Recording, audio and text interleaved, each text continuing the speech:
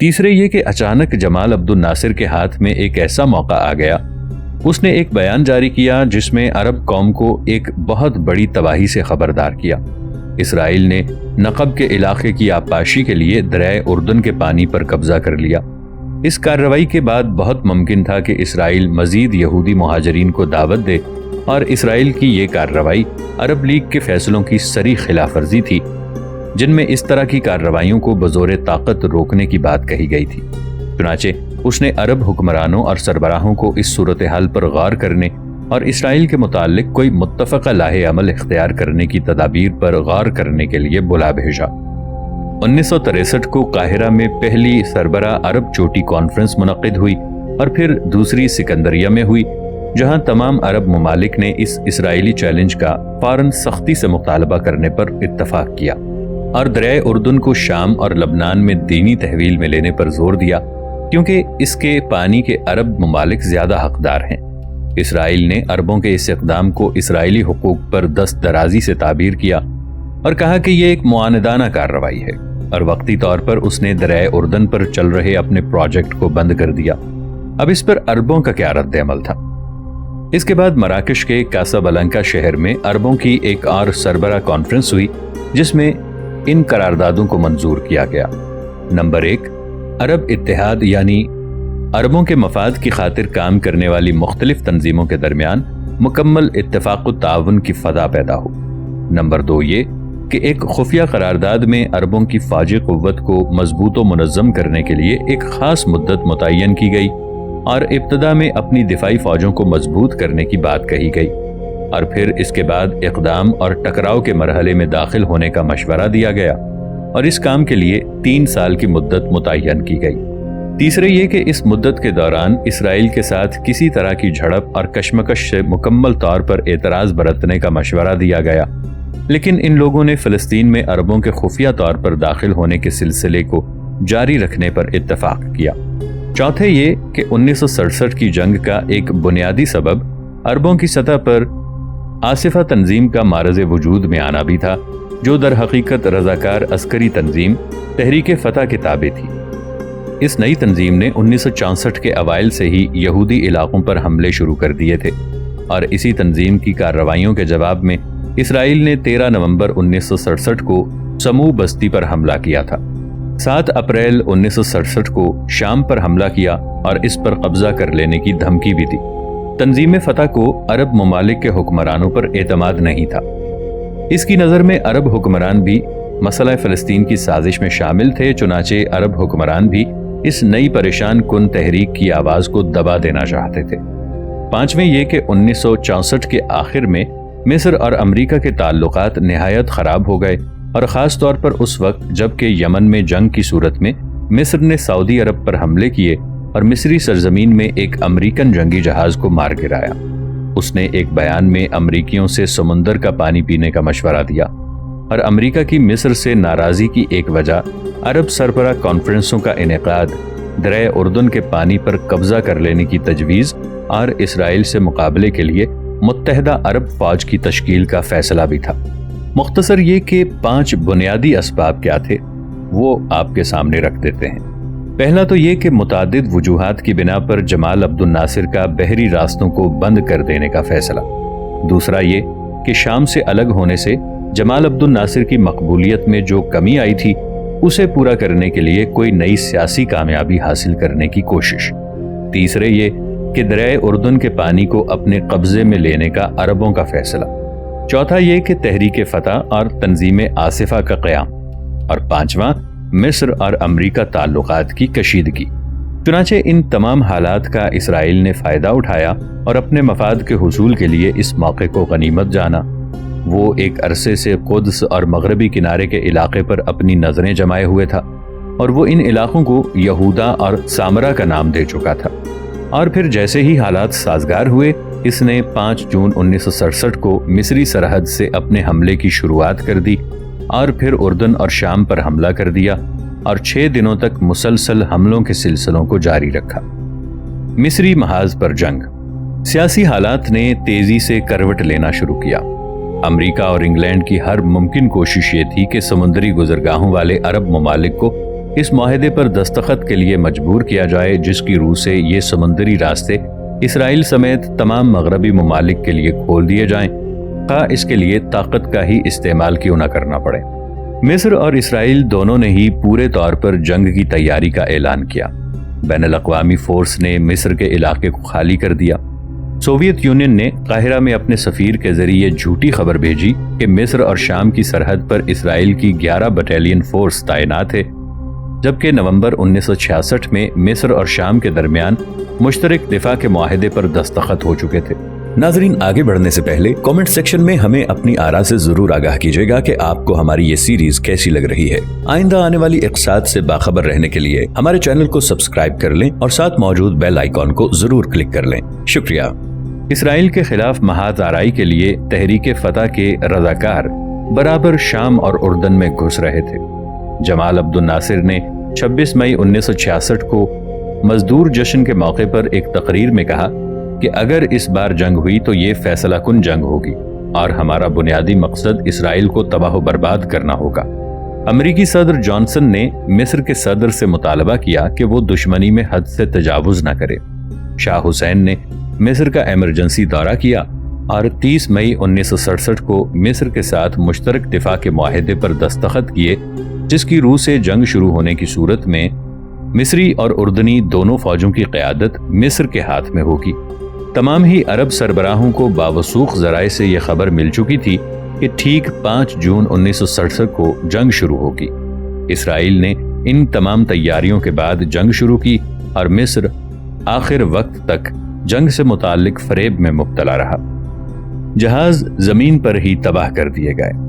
मिस्र के पास उस वक्त 450 लड़ाका जहाज, 1200 टैंक और 2,64,000 फौजें थी, जबकि इसराइल के पास 300 जहाज, 800 तोपें और 2,84,000 फौजें थी। इसके बावजूद इसराइल ने 5 जून की सुबह को इब्तदाई चंद घंटों में ही मिस्र के 416 जहाजों को तबाह कर दिया, जिनमें से 393 को तो परवाज भरने से कबल ही जमीन पर ही तबाह कर दिया गया। इन जहाजों में से 309 तो मिस्र के थे, 60 उर्दन और 17 इराक के और बाज लबनानी जहाज भी थे।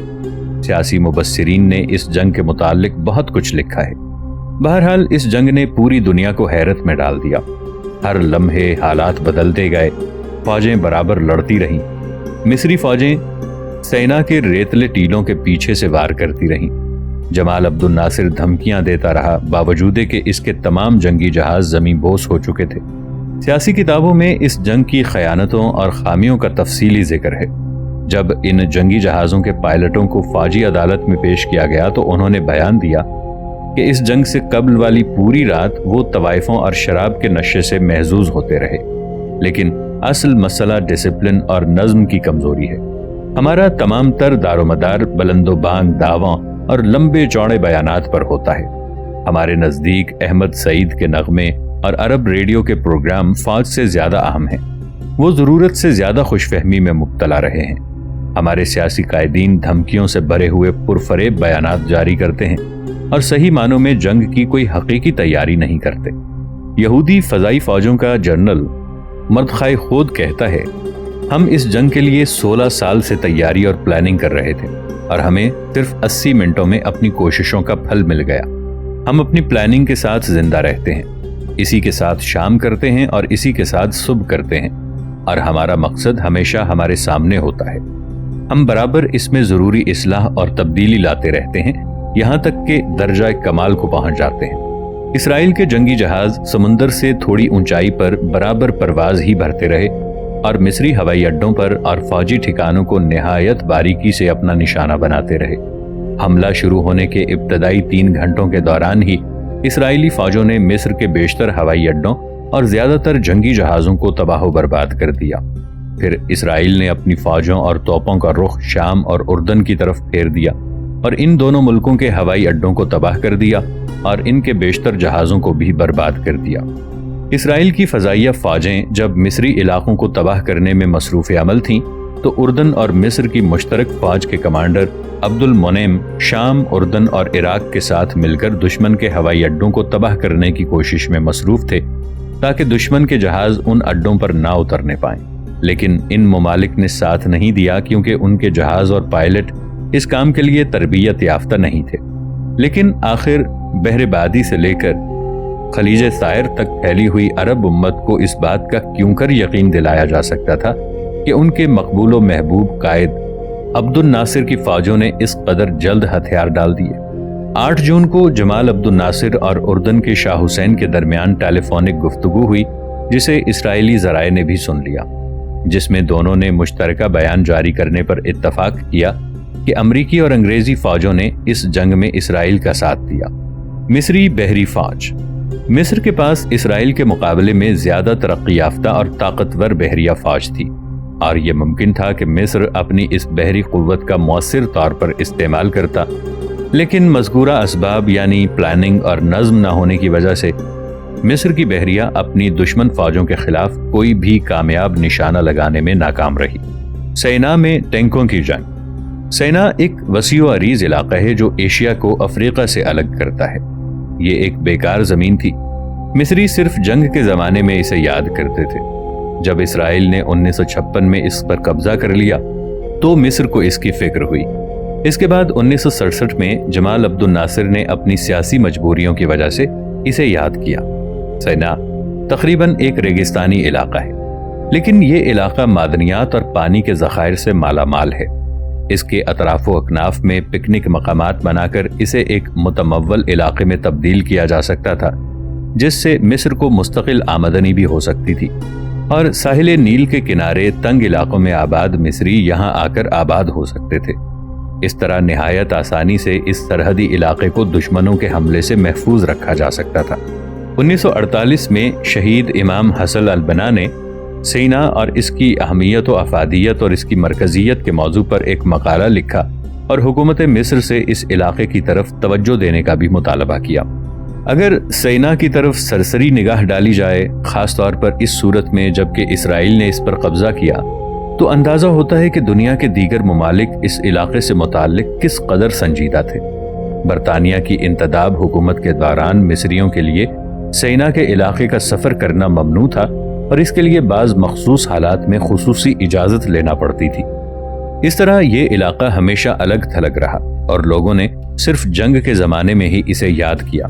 15 मई 1967 से कबल तक सैना के इलाके में सिर्फ 2 फौजी बटालियन थे। एक तो महाज़े आज़ादी फ़लस्तीन की 20वीं टुकड़ी थी और दूसरी मिस्री फौज की बटालियन थी जो इसराइल और मिस्र की सरहद पर तैनात थी। 15 मई के बाद जून तक मिस्र ने इस इलाके में मजीद 5 फौजी टुकड़ियां रवाना की। इसराइल की बर्री फौजों की कुल तादाद तकरीबन 1 लाख थी और तकरीबन 1000 टैंक थे। इसराइली फौज के जनरल राबिन ने अपनी फौजों के लिए जो तरीक़ेकार तय किया था, इसके 3 अहम निकात थे। पहली चीज ये कि मिस्र की दिफाई लाइन को तोड़कर उनके 2 अहम फौजी अड्डों पर कब्जा कर लिया जाए। दूसरा ये कि इसराइल का एक फौजी दस्ता बख्तरबंद गाड़ियों के साथ पहाड़ी रास्तों से होता हुआ सुइज नहर के मशरिक की तरफ बढ़ेगा ताकि इन रास्तों पर कब्जा कर लिया जाए जहां से मिस्री फौजें निकल चुकी थीं। और तीसरा ये कि मिस्री फौज को पूरी तरह तबाह कर दिया जाए। अफसोस सद अफसोस कि इसराइल को अपने मकासद में कामयाबी मिल गई और इसराइल की फ़ज़ाई फ़ौजों ने मिस्र की फ़ौजों को तबाह करने में मरकज़ी किरदार अदा किया, क्योंकि मिस्र अपने जंगी जहाज़ों की बर्बादी के बाद अपनी फ़ौजों को फ़ज़ाई तहफ़्फ़ुज़ फराहम न कर सका।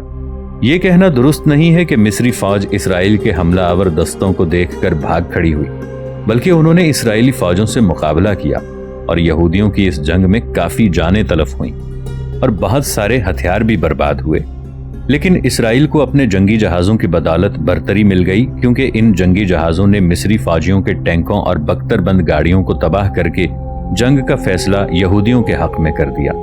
इसराइली फौज का एक दस्ता 3 बख्तरबंद गाड़ियों समेत सेना में घुसने में कामयाब हो गया, जिसने यहाँ मौजूद मिस्री फौजियों को जबरदस्त नुकसान पहुंचाया। उर्दन का महाज।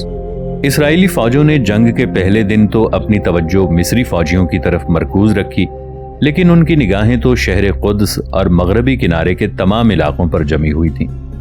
उर्दन की फौज में 27 प्यादा बटालियन और 1 बख्तरबंद दस्ता था, जिसमें 80 जदीद तर्ज के टैंक थे। मकतब पर तैनात उर्दन की ये फौजें इसराइली हुकूमत के लिए खतरनाक साबित हो सकती थी। 24 मई को इराकी फौज का एक दस्ता 150 टैंकों के साथ उर्दन पहुंच गया। اس طرح عراقی کمانڈوز کا ایک دستہ 3 جون 1967 کو عمان پہنچا۔ جب اسرائیل مصر کے خلاف فوجی کارروائی میں مصروف تھا تو اردن نے اسرائیل کے قبضے والے جدید قدس پر بمباری شروع کر دی۔ اردن کے تمام ہی سرحدی علاقوں سے گولے داغے جا رہے تھے۔ دوسری طرف شمال کے علاقے میں توپ اپنے گولے برسا رہے تھے۔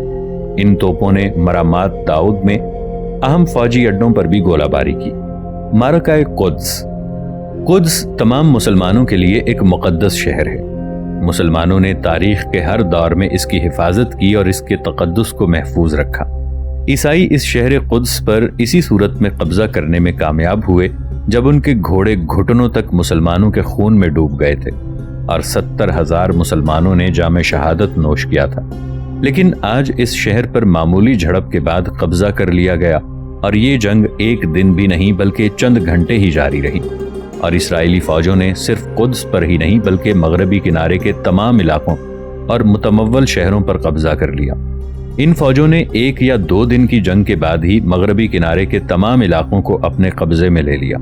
یہ بات درست ہے کہ اسرائیل کی فضائیہ فوجوں نے اس جنگ میں مرکزی کردار ادا کیا، لیکن یہ بھی درست ہے کہ مغربی کنارے کے باشندے نہتے تھے۔ ان کے پاس کسی طرح کا کوئی اسلحہ نہیں تھا جس سے وہ اپنے وطن اور اپنی عزت کی حفاظت کرتے۔ دایان قدس میں جنرل رابین اور ناقص کے ہمراہ داخل ہوا اور پھر یہ لوگ دیوار گریا کی طرف گئے، کیونکہ 1948 میں وہ قدس پر قبضہ کرنے میں کامیاب نہیں ہو پائے تھے۔ لیکن آج انہوں نے اس شہر پر قبضہ حاصل کر لیا اور یہودیوں کا دیرینہ خواب پورا ہو گیا۔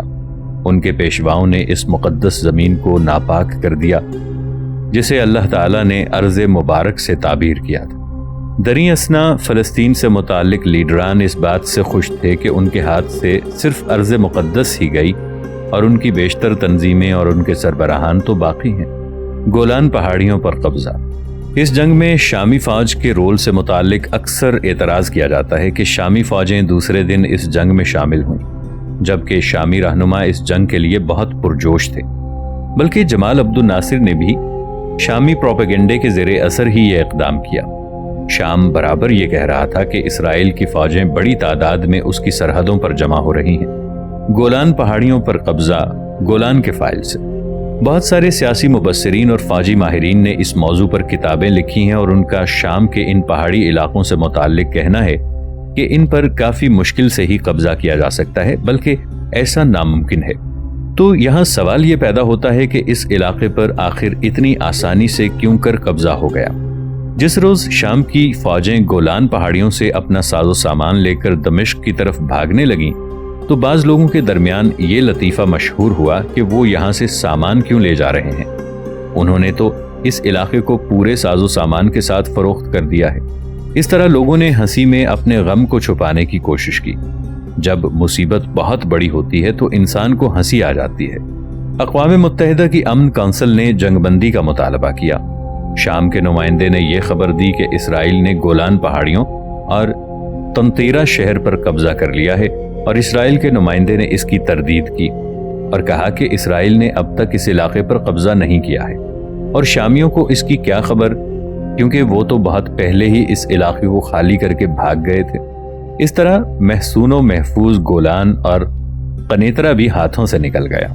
اور پھر ابن غوریون نے کہا کہ اسرائیل شہر قدس اور گولان کے علاقے کو کسی قیمت پر خالی نہیں کرے گا، کیونکہ قدس تو اسرائیل کا دارالسلطنت ہے اور گولان ایک خطرناک محاذ ہے جہاں سے اسرائیل کو ہمیشہ سے اندیشہ رہا ہے۔